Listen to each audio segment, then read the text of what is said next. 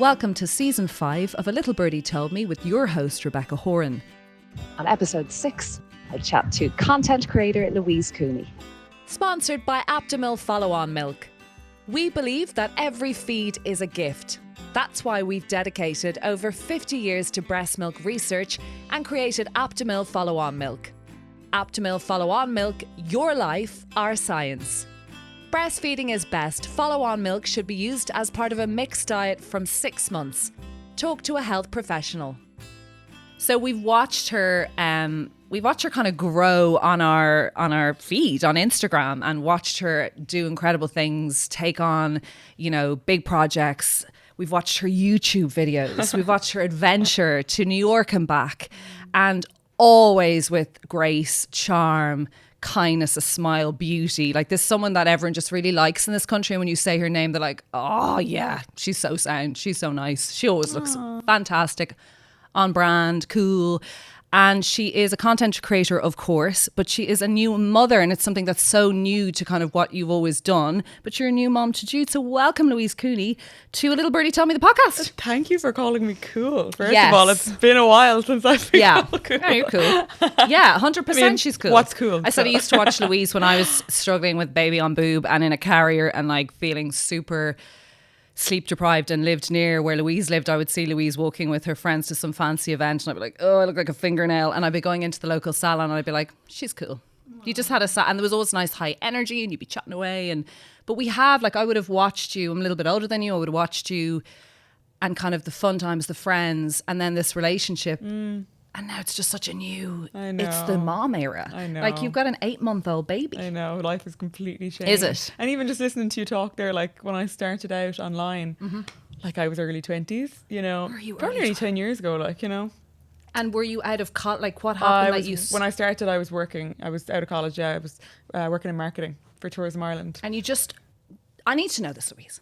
You just were on the button. You were like, I'm going to create content.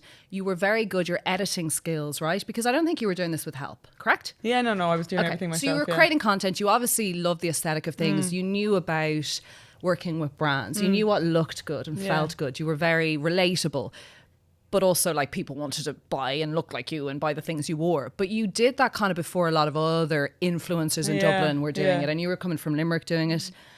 What made you think, you were doing marketing in New York? What made you want to do all of this social media stuff? So I did communications, and then I did marketing. I always loved fashion magazines. Like, that would have been my dream job, to do that kind of thing, collate fashion and put a story with it, put images with pictures and, things that are on trend and all these. I just loved it. And then I saw other people doing it, and I wanted to do it, but I was really, I was never shy. I've never been a shy person, but I was so nervous about people think I was notions, or think I thought very highly of myself. So I had a blog actually in 2011. Is that a bit Irish? Very Irish.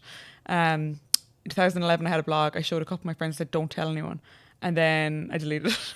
Why did they say don't tell anyone? I said don't tell anyone. Why? Because I was so nervous and embarrassed. Because it's scary putting yourself out there, especially when, as you said, not many people were doing it. But you're young. How are you in the notions era? You're meant to be much more confident. We're Egypts. We think everything we do is crap. I'm 40.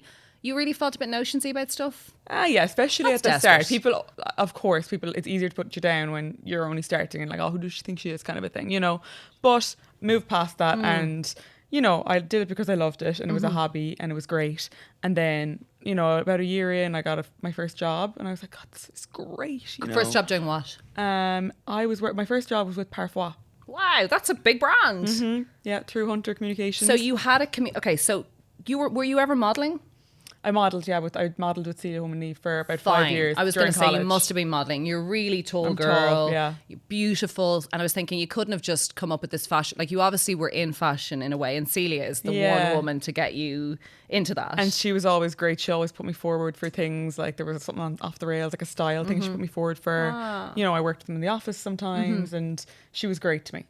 She definitely, she helped me kind of push to get more out of it than just modelling. So you did the modelling. Okay, that's interesting. So then working with these brands is a little bit more obvious. You'd worked in that kind of industry anyway, and then you had Hunter behind you pushing you out there more. The growth of following, though, when people were getting 10,000 and having an absolute wow, and you were growing at an existential, your growth was huge. How did that happen? Or do you think it was just women going, wow, she really knows what to wear and to do? And Well, I think it was the way Instagram was at the Okay. time. And at the time, mine was very much blog focused. I moved away from that as times moved on, and you could really access everything on Instagram. There was no need, and I could see in the numbers, people weren't clicking through anymore, not as many, it wasn't why? worth my Because while. it was so much saturation? Well, or? because I think you can do everything. We had stories, we had video, we had, there was a lot more on Instagram. There wasn't really probably time or a need to get any more, Okay. with video content. It's just changed everything. I know, it's a lot. Yeah. Like we do it in here, and it's like what's going to hit home and what's not going to hit. And even we're talking now about a parenting podcast in this country. We have phenomenal women doing parenting podcasts who have great stories to tell. And there's just but there's just space for everyone. You're talking about that. It's like have your own little space in the world and you'll be fine. I also miss the blog sometimes because I love writing and I don't loved get to your really blog. do that anymore. So someone said it to me recently, I should set that up again. And then I'm like, I don't have the time I had when I was in my early 20s to actually really Now go through a you website. don't, but you will again. I will. Believe me, you will again. Yeah. But even your YouTube, it was like watching a mini reality show with someone you thought you knew, you didn't know. And, we're talking about that period where you were doing a lot here. You were the main influencer gal at everything in Dublin. We saw the imagery. We saw you put stuff up. You were such, like I said, on brand. People would want to work with you. You had a great image. And then you go to New York. Why? Why go to New York? Well, I lived over Why there not? in 2014 for a year and I loved it and I always wanted to go back. I wasn't done. It was always on my mind. And I decided about a year before and I was able to apply for the O1 visa, which is a lengthy process. It took a long time, to get all the documents, you have to get like 12 references. The name of the visa is Extraordinary Ability. And you've got to literally get 12 emails and letters saying like from That people she you can know, offer a unique thing to your country. which Yeah, is it's awful, a lot. you know? It's a lot, yeah. So yeah, got the visa, moved September 2019. Wanted a new adventure, wanted a fresh start. I wanted a challenge. I was single. I was like, Why not? I don't have a mortgage. I have nothing tying me here. So it was great. It was amazing. How long did you stick there? So that COVID hit in March 2020. So I was there for 7 months. I loved watching you move. The expense of, you were very honest about like, this is what's going to cost putting even a bed up, decorating it, went from kind of just nothing to this is how it looks, where you lived, how you can live in New York, getting the gigs, getting the contacts. Like I loved it. It was kind of like a black hole too, because you're watching it, you're like I'm living this person's, I have a small baby. This is ridiculous. But it was gorgeous to watch. And I did feel a yearn when you then returned. And then I think I slipped back into New Babyland and didn't see as much. But that you really missed, maybe not regret, because regret's a stupid word, but you missed the New York opportunity that you'd have preferred to have stayed longer, or am I completely offbeat? No, were you done. are. I wasn't done, but I was about 6 months in when I was like, I don't know if I've made a mistake here. I don't think I'm. Oh. And I did a video on YouTube at I the need to time. see that one. It was I was just chatting about, kind of felt very homesick. I missed my friends. I missed my family. Yeah, I had friends over there, and they were amazing, but I missed the people so that I had that I was used to interesting. seeing, and I missed the ease of being at home. Like it's very hard in New York. It's hard because with the people, it's hard getting around, doing things. Everything's really expensive. It's Yes, so like those things. I went 10, 15 years. It was so expensive. I then. also lived on my own, so it was lonely. Okay. And I was on the phone to my sister, and she's a teacher. She's like, I'll be off in the summer.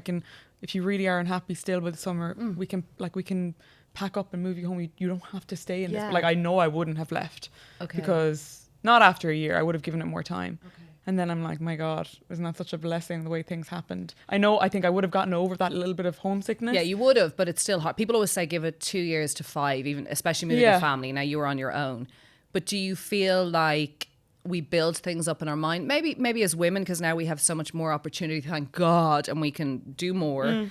But do you feel that we build things up in our mind and then we do it, and it's never really, it's like grass is greener, like New York's going to be incredible and the opportunity is going to be, when there's actually just so many millions of people there also trying to do things. And Yeah. I don't even think it was that the grass is greener or anything like that. It was more that, whoa, okay, I'm a different person than I was the last time I was here. Okay. Like I don't want to hang out with strangers every night. Okay. I don't want to go to Yeah. everything and, some apartment after an after party, and it's just not what you wanted to do. I feel like I came home then and I realized like I want to hang out with my family more. I'm really enjoying this. This is happy. And then I met Mark that same year, and like You were growing up. You were Yeah, growing it really up. happened kind of quick then when everything just felt right. Because I interviewed Donal Skian on the last season, and he had moved back from LA, COVID as well. It was like, it's now or never. We're not. What if we don't get to see our family for years? Yeah. Also, his wife is from Sweden, and there was a connection to Europe. And he came back, and I think it was good, obviously, for he's still flying it and his what he does. So there was nothing bad about it, but he said he really felt homesick for LA. He really struggled to settle back. He was with obviously they had a second baby during that time, but he just said he really struggled. Now, I think more so than anyone else, he really missed it because he felt like this was sunlight every day. I know, great that's got to be a places huge, eat, I'm sure you know what that's I mean? a huge adjustment. Yeah. And he said like he still thinks about it. I don't even think we as Irish people are used to this weather. Do you know what I mean? Just appalling. We should check in with them after Sorry, this it is summer. appalling. And also, I hate when people say to me, well, this is the future now, wet summers because of climate. I'm like, just don't. I don't think so. So you come home. I love seeing the buzz around your house. Where do you live in Limerick?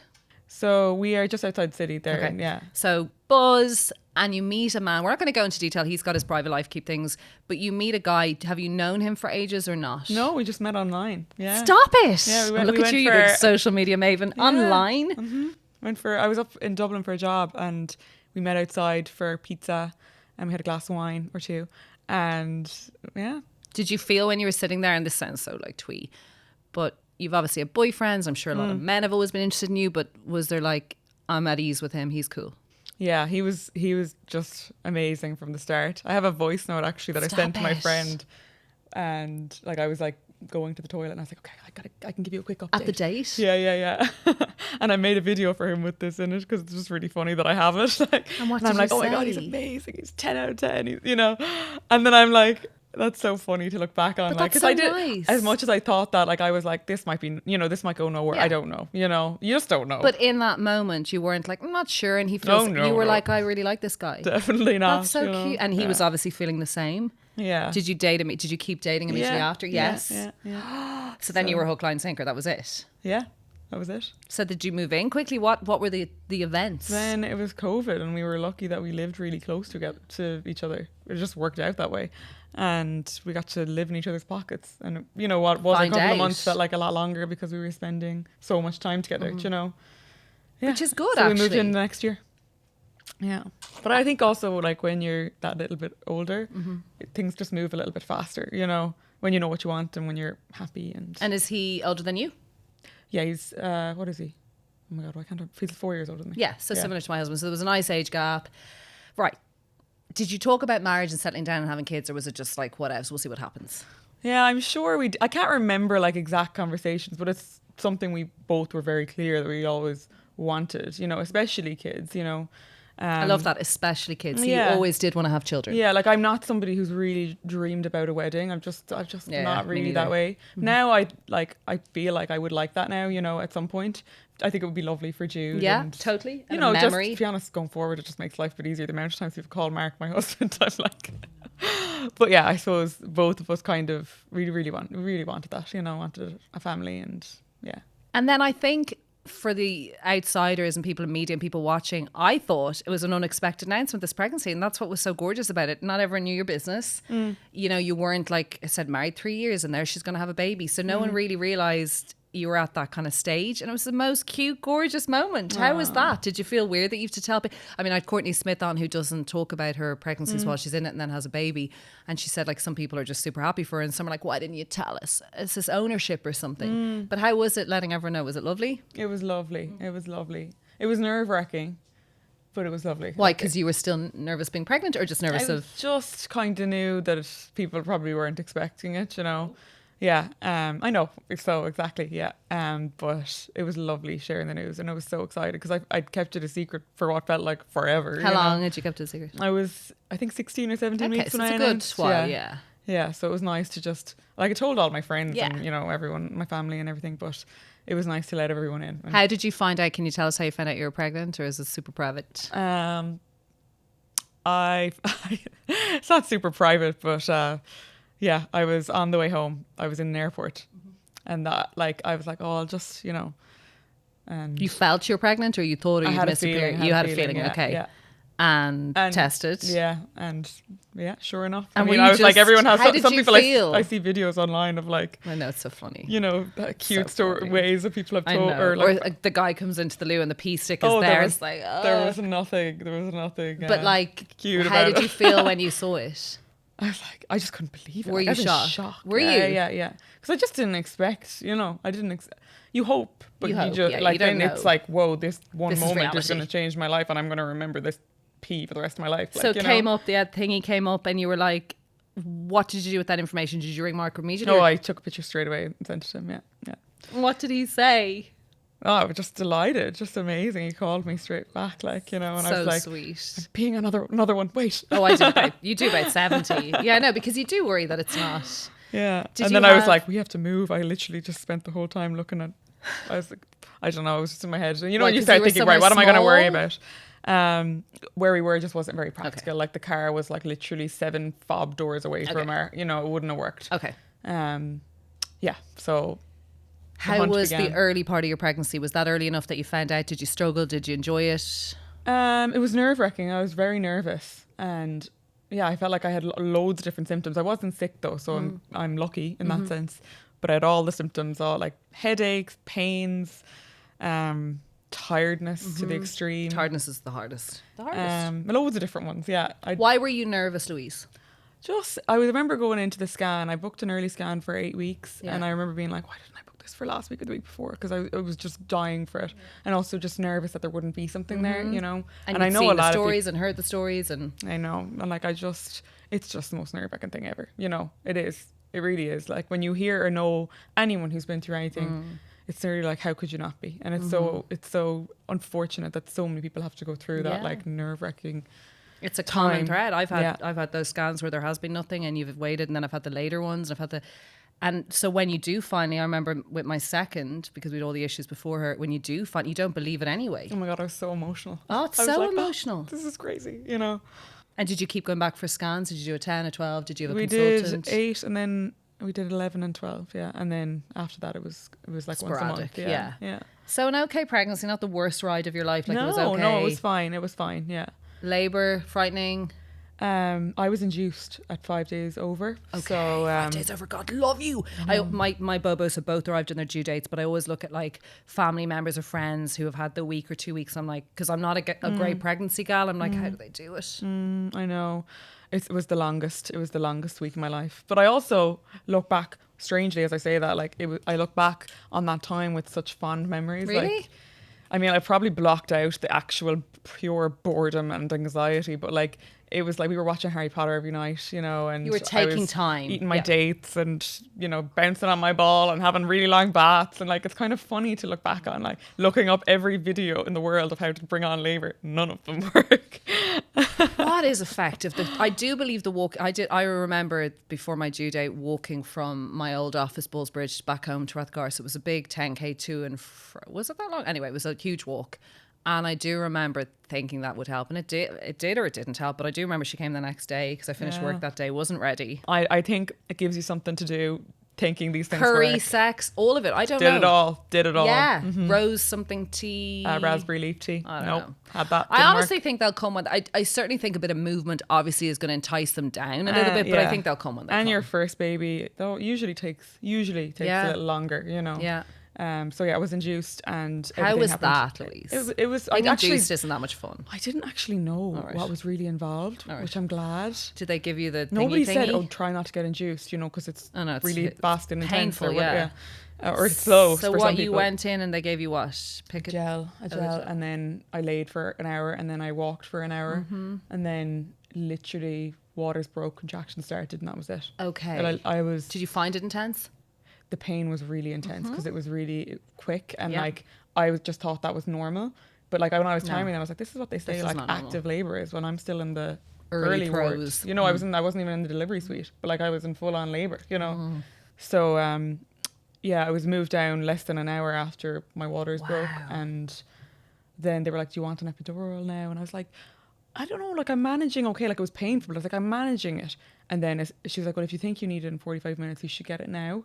And thank God she said that, because it went from that moment, it 0 just to got 10. like I was like I needed to get sick with the pain, but I couldn't get sick. I couldn't stand, you know, it was so bad.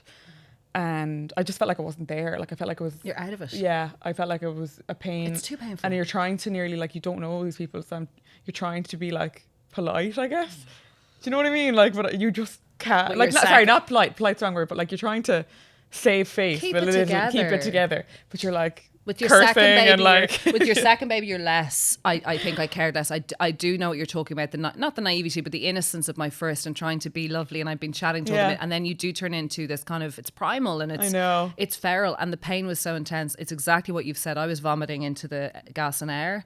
And I was out of it, but I couldn't take epidural because it was too late. And I do remember thinking, really? I kept saying to Jason, I think I'm going to die. That's exactly what I And thought. he was like, what the hell is going on with her? I hope no one You who's don't- going no, into but labour soon is watching. Louise, it's so important to be honest. Like some know. people go into labour and they do find the yoga breathing helps and it's quick and it's fine. Some have 3 days of it. Some have awful trauma. Some don't.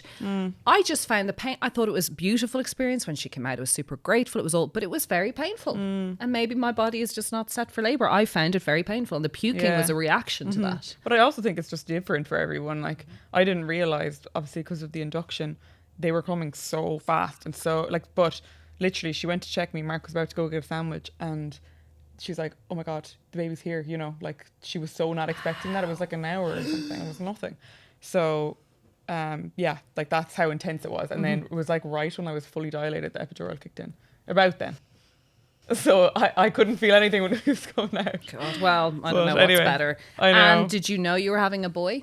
No, didn't know. No. What was the feeling like when they go, this is like, was it the most beautiful? Like, go I on. had a feeling it was a boy. Okay. But I didn't know, obviously, and it was, we had a name, obviously, and then when I saw him, I was like, oh, this is Jude. He's here. Like I knew it was him. You know. Yeah, it was the best thing ever. It's the best. Oh my god! I was only thinking on the way in, because my sister-in-law, Mark's brother, and his wife are due tomorrow. And she's just waiting to go now, like, you know. And It just reminds you. I was just thinking of like that moment when they gave you the baby, I and know. like how again like you lose sight of everyone who's around you, and I'm Yeah. like, God, that doctor must think I'm an absolute like it's just crazy, like You just wailing, like bawl, you know? crying. It's so. It's visceral. Yeah. It's not no one. so lovely. And the dads are, of course, madly in love instantaneously. It's all. But for a mom, it's just such an incredible feeling. It's incredible. And you're at peace, and everything's I'm amazing. so emotional The talking jam about and it. toast, it is very emotional. It's very emotional. And it changes your life. I presume you would agree it changes your life. Completely. Yeah. Yeah, There's this everything. reason, you know. Beyond what I could even have imagined, it Yeah. changes your life, you know. Well, you also said to me there you always wanted children. I think it's also that, like, this is now happening for me. This is a dream. And he's gorgeous. He's so cute. Jude is a beautiful name. Oh, thank you. Did you both agree on that? And Yeah, we had agreed on it. Yeah. It was our only name, actually. It was our only name. He's a Jude. I know, and yeah, it's a He's a funny story dude. because we had 2 names for a girl, and the night before, one of Mark's friends' wives went into labour 2 or 3 weeks early, and they used the girl's name, And you're like, and we were like, oh my god, we need this baby out. I was like 4 days overdue at that point, and all the names will be gone. anyway, it was a boy. We called him Jude, and their boy name was actually Jude, so we had the exact same names picked. Isn't that funny? That's quite rare. So rare. Yeah. Strange. Yeah, there you go. They're looking at your list. You have him. It's obviously beautiful. Your emotional talking about it just shows you've this natural instinct. And also, sorry, it's really important to stay. Not everyone has that natural love bug moment. Some are taken away, the baby's put in NICU. Some aren't attached of immediately. course, They're yeah. in trauma. Some find they get postnatal depression. So it is different for everyone. I definitely felt like you did. Yeah. I was just like, oh my God, with both of them. But that might change if I had another baby. So I Of love that course. you had that experience, Yeah. and that's brilliant. It isn't. I the totally get that case. other people, like, not everyone has that. No. And like, you know, someone recently asked me, like, how did you know you were ready? Because, you know, a lot of people, like, not everyone knows that they're ready, like, you know. No. And then I felt nearly awkward saying I just knew, and it's Yeah. like, I don't know. It's okay too. It's okay. And also some people's attachment with their baby comes just 3-4 months after. it's They just don't. They different. just suddenly. Oh, And you shouldn't compare, I don't think, either, especially anything really with motherhood, because No. you'd actually be oh my driven God, the whole mad, thing wouldn't is you? mad. The whole thing. Did you get home and go, "This is a piece of piss for me," or did you go, "Whoa"? Well, I was breastfeeding, so that was really hard. You know, It's that really was hard. Yeah, and then even the first day at home, I was just so scared. I was like, "Is he cold?" You know, it's not easy. Not when you're getting up a couple of times a night and you're trying to figure out how to feed them, and you know you're sore yourself. But I did enjoy figuring it out. Not all the time, of course. Like there was a few tears and you know confusion, but we figured it out. Yeah. And I did enjoy, like looking back, I'm like, that was fun. You know, the two of us were in it together, and Mark was on paternity leave for a couple of weeks. Yeah, there's a team thing about Yeah, that. There's and your especially baby. it was our first time, you know, maybe. I mean, like I said it to one of my friends yesterday, like I feel like I need a little bit more time to recover from it all now. And I'm like, do I want to go straight back into that? No. You know? But also the experience is different, I think, with every baby. Like we only have two, but I do remember with the first, you have that like planning, prepping, buying the bits because it's your first, and the second you kind of get given stuff, the packing of the bag, the romance. The second comes, you're also minding a toddler, right? So you're minding a child, so that the focus is really on, and that's actually good because it distracts you from yourself makes a bit. it go faster, I'm sure. Yeah, but then when you have a newborn and another kid getting up, that's when everything kicks. The reality of family life kicks in. I have a 6 and a 2-year-old now. So when Gigi was 3, we had Bobo. Yeah. Okay. We had our So Simone. still a baby, like a 3. Yeah, she like, was. She was a bit. She was like a little baby. I have the video of it. Is special though. I have the video of welcoming Simone. So she to understood. Gia. Obviously, it was very sweet, and her giving her teddy. And I mean, these are the moments. Mm. So, did you enjoy breastfeeding? I did it for 2 years, and it very nearly killed me. But I do think it's an incredible 2 exercise. years, Now I was back at work, so I was like sore going home, and I was doing it throughout the night. But it was more because she literally wouldn't wean. I'm not going to sit here and say I'm some beautiful, wonderful earth mother, Louise. That Simone would not get off my boob. So I cold turkeyed her. I went away for a few days with friends, but I did it. And with Gia, I did it for the best part of a year. So how did you find it? Yeah, it was hard at the start, and then it got really easy. Okay. You know, and then it was just became so convenient. So convenient. Yeah. And then I couldn't even process the idea of having to clean bottles and make formula and all that. But then you just get used to that as well, and everything becomes easy once you're Everyone used to it. does their thing they're used to. Yeah. So it was good, but my supply was kind of like there was always something. And it's the same with formula. There's always something. There's always something up. You're trying to figure out something new, especially in the early weeks. So I loved it. I actually was so open-minded about doing it, like whether I'd be able to do it, will I do it, do I care about doing it? And then I tried it, and it's like this bond, or the hormones or something, because I was so determined, even though I wasn't really that pushed about it. I was so determined to keep going with it. Did it for about, I think it was about 5.5 months. Yeah.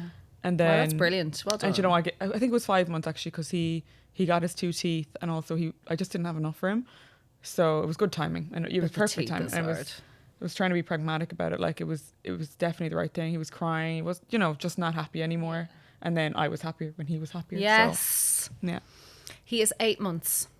He is a divine goddess or god or whatever you want to call him. How are you managing in the spirit of Louise Cooney, who has a name in this country, who is established in her own right, who had a, you know, business, and like you discussed quite openly on your feed, that is at the moment on a bit of a no at the moment, the business? Well, I have 2 businesses, and I also, like last 2 years, I've had a podcast as well, and then I also have the social media work. It's a lot, yeah. It's a lot, like a lot of plates spinning. Yeah. Yeah, so 67 Spritz was my wine spritzer. Yeah, and then really I just nice. shared the news there that I found out a couple of weeks ago there that that is no more, and it's so delicious. Like I had a partner in that, and they produced it, and you know they created the formula and produced it, and we just ran into so many problems over the years with supply chain, as so many people have, getting supplies, and yeah, you know, glass became really expensive, so we moved to cans. Now cans have DRS labels. Canning machines in general need to be working really fast in order to be. There's a lot of. It's really complex. Yeah. And essentially, we looked at getting it packaged to other places. It's not. How do you make that decision? It just shows, because I was saying there, like, you've got this baby, you've got this business, you're this name, and that your life has changed so much. But it's obviously you're in this grown-up land now that you make these decisions to go enough and no more. Like, was that tricky? Are you emotional? I'm a very emotional person. Were you not? You know what? I know we did everything we could, and my hands were tied. I'm so proud of it.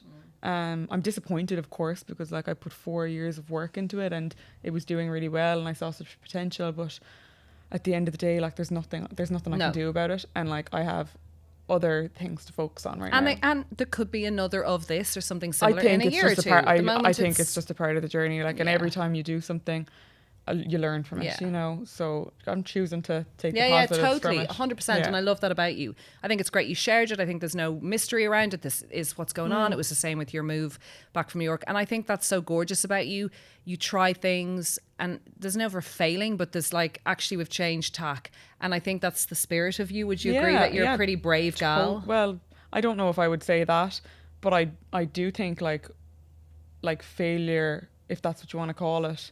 I don't want to call it that. I don't think that's what it is. But it's not. we all experience parts of that, or like something that looks similar to that. Yes. Things don't go the way that you want them to all the time. They don't. They just don't. I'd People love to think meet it does, someone it doesn't. I'd love to meet someone who it does go for their way all the time, because I don't even know if I'd like that person. Like, you know, I think these things make you stronger and a better character and more empathetic, and yeah, like it's just a part of life. So I don't think, like, that's why I wouldn't shy away from it. If people want to misinterpret what I'm saying, that's up to them, you know, but these are the facts. And But I also love the quiet confidence of you. Like I said there, you're brave. I would consider you brave. Oh, thank you. I would. Like, and I think that's the ultimate compliment, actually, because you stand back and, like, yes, you're the most beautiful girl in the room, or you're the smartest, or you're a businessman, but you're also all these other things, okay? So it's not as simple as saying she sells, you know, makeup, or she could wear any dress, or she can... You actually have so many strands to you, which is what makes you special, I think. Oh, thank you. And it's why you're likable. No, it's true. But I think you're brave. And I did watch you doing things that perhaps... And I'm in this industry a long time, ish. And I was like, God, she's doing that. Like, I would just talk about doing that. Like, she did that. And wow. And then the next thing, wow. And so there is no failure, like you just said. You were very brave. And that's so special. But you're also going to give your son those traits. You're also going to teach him that things don't always go to plan. Yeah, if you don't try, you'll never know, and you'll also never learn. And like a lot of really successful business people, I'm not saying that I ever am going to be, but a lot of really successful business people, like, they've had a million failures before they've had their success, you know. Or setbacks even. It's just like... And you just move. You just accept it and Is move Mark on, a very you know? supportive partner? Like, what's he like? Is he a He's champion great. of you? Is he? Oh, he is great. What does he do? Is he in... He works in aircraft leasing, so Okay, finance so stuff, different, finance yeah. stuff. Yeah. Like, we're Is that totally kind of nice, different. actually? Because there's such a yin yang there. He Oh doesn't my get what you God. do. You Yeah, don't get what he... Well, he gets it, but Okay. he just we're completely different when That's it comes kind to of cool, work. right? Yeah. Oh, like if I ask him to take a photo, he is cutting off my head and my feet. And But if you were dating a content creator, you ended up with a like, great, and sorry, like, lovely. I'd be but driven it might mad. Be, You know, sometimes I just loved having that balance and having just somewhere being able to else switch go. off from it. Yeah. Yeah.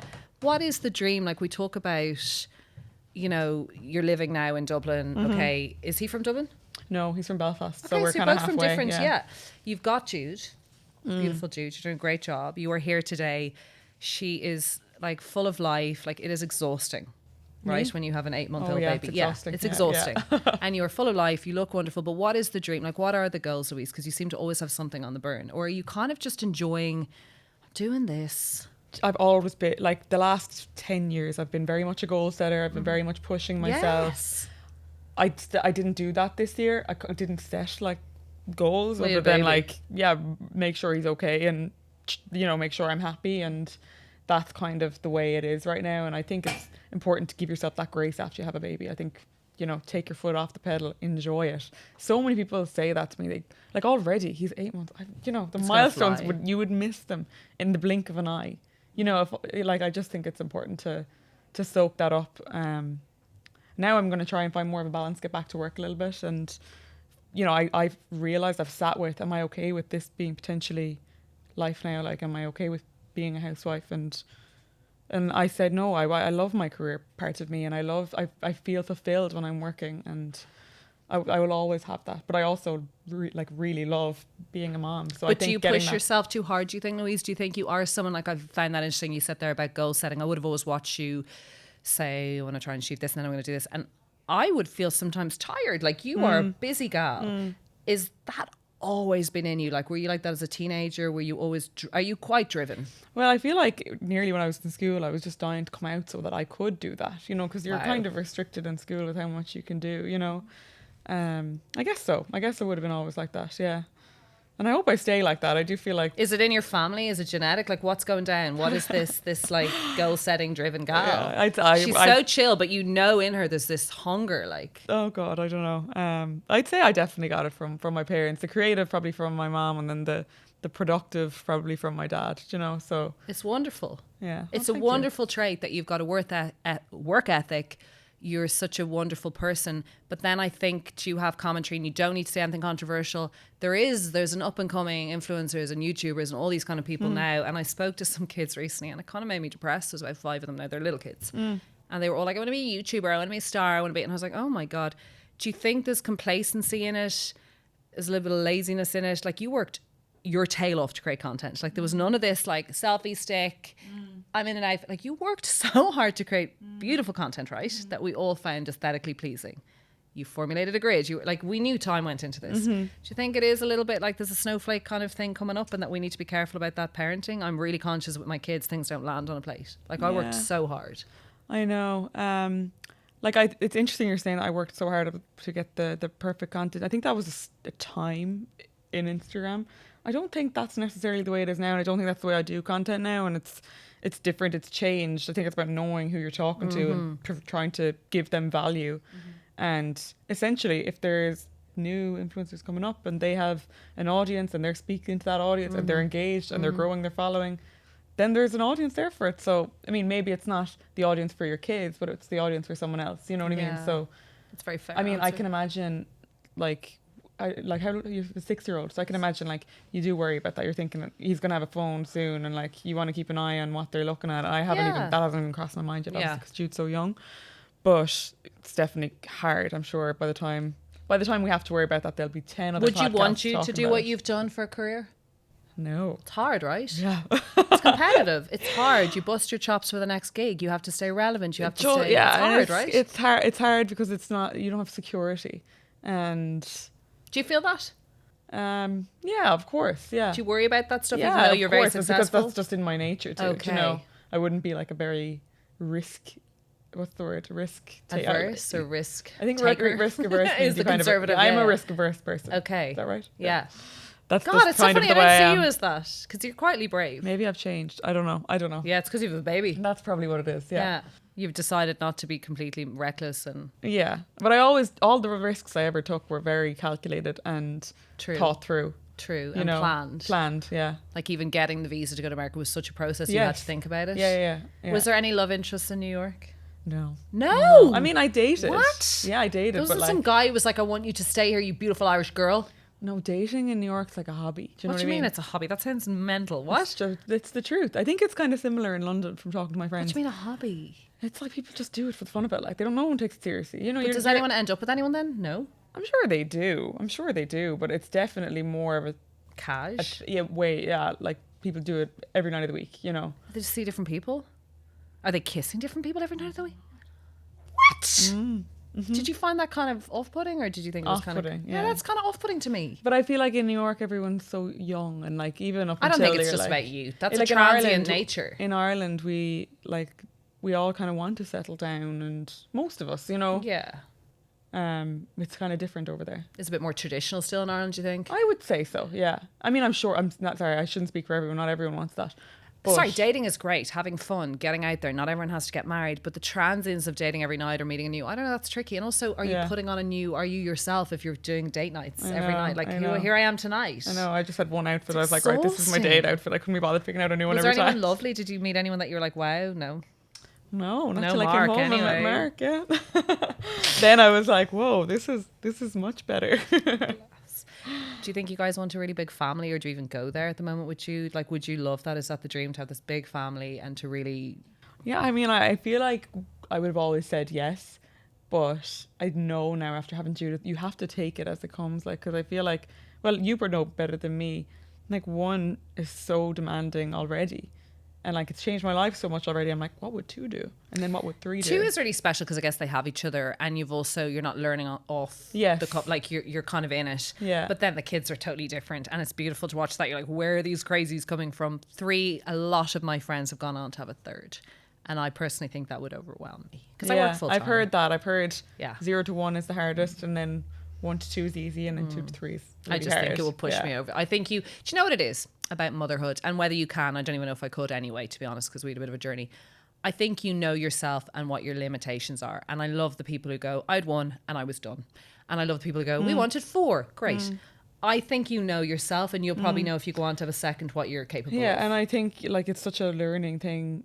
There's parts of me that I still want to get back a little bit, like that. Just what you even the miss about time, yourself, time. just having a little bit more time, and yeah, like, and getting back into work a little bit. You know, I do always want to work, so it's figuring that out too.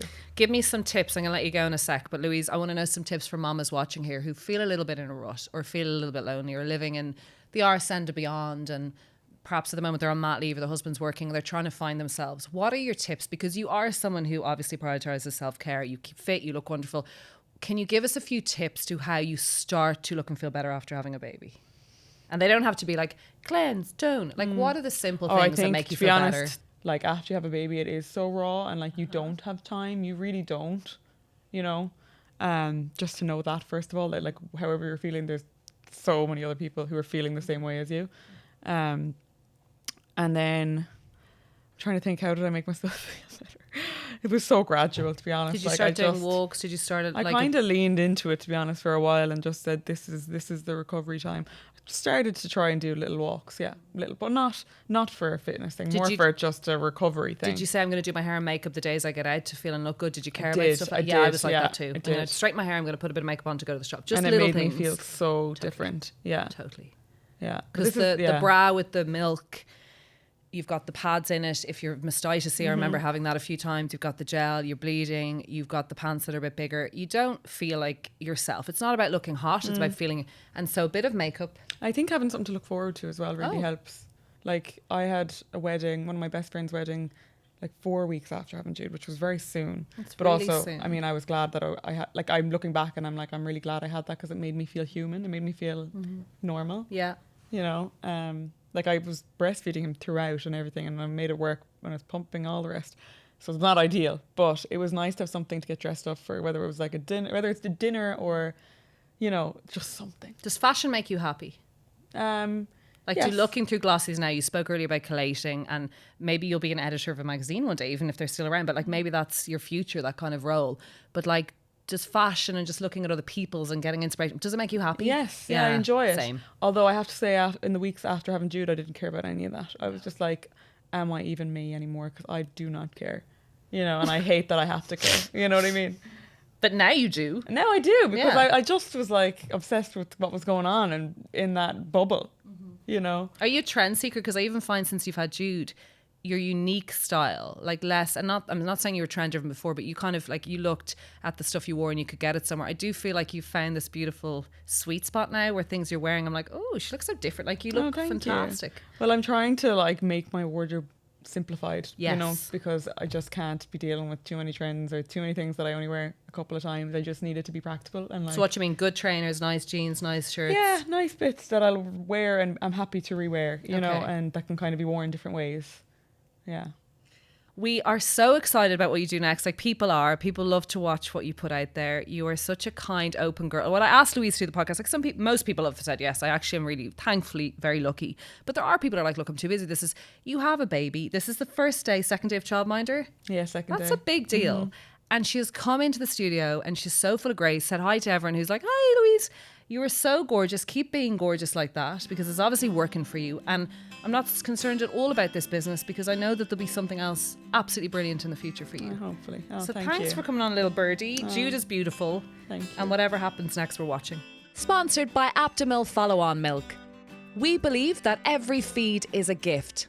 That's why we've dedicated over 50 years to breast milk research and created Aptamil Follow-On Milk.